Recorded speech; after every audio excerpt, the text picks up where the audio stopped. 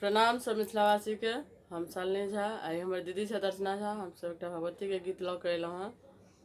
हमार कोशिश यह रहे हर हमेशा जहाँ सबके बढ़िया लागत तो सुनू ई भगवती के गीत। धन्यवाद। भव सिंधु के खेबैया मैया छिए, भव सिंधु के खेबैया मैया छिए। ओ हमरा किनारे लगने, ओ हमरा किनारे लगने आके डुबा दिया।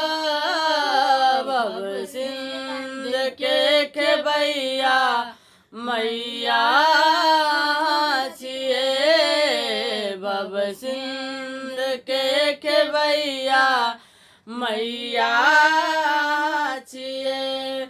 टूटल पुरान नैया मझधार में पड़ल, टूटल पुरान नैया मझधार में पड़ल।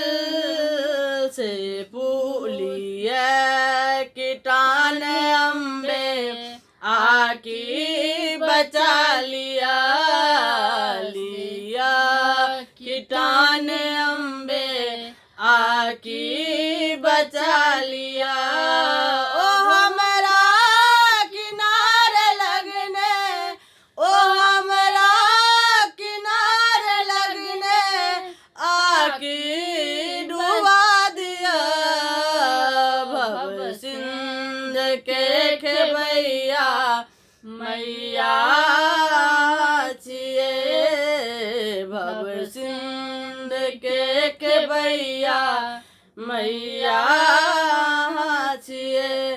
पतवार हाथ आई के आई हाथ सिंधु अम्बे, पतवार हाथ आई के आई हाथ सिंधु अम्बे।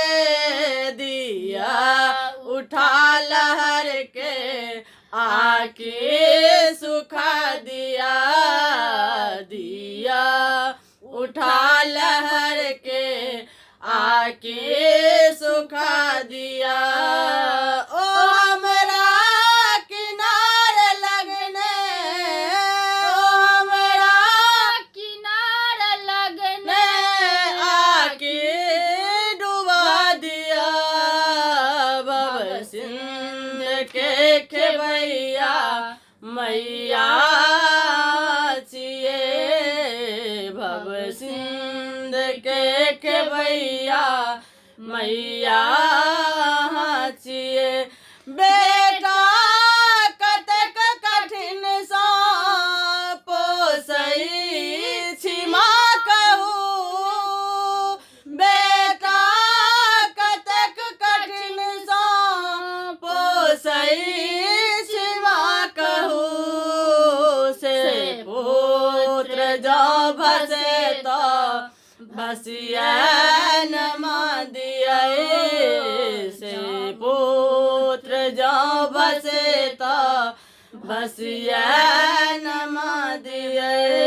ओ हमरा किनारे लगने, ओ हमरा किनारे लगने आके डुबा दिया।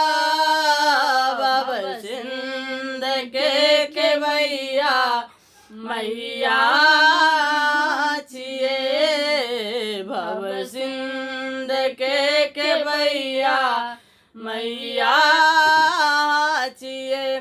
शरत के निकालू मैया भव सिंधु सा भवानी, शरत के निकालू मैया भव सिंधु सा भवानी।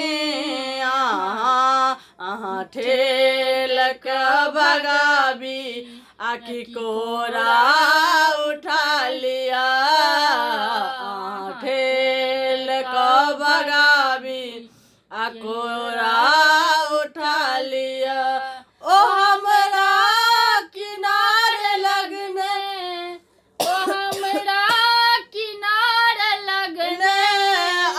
की डुबा दिया भव सिंध के खेवैया मैया छिए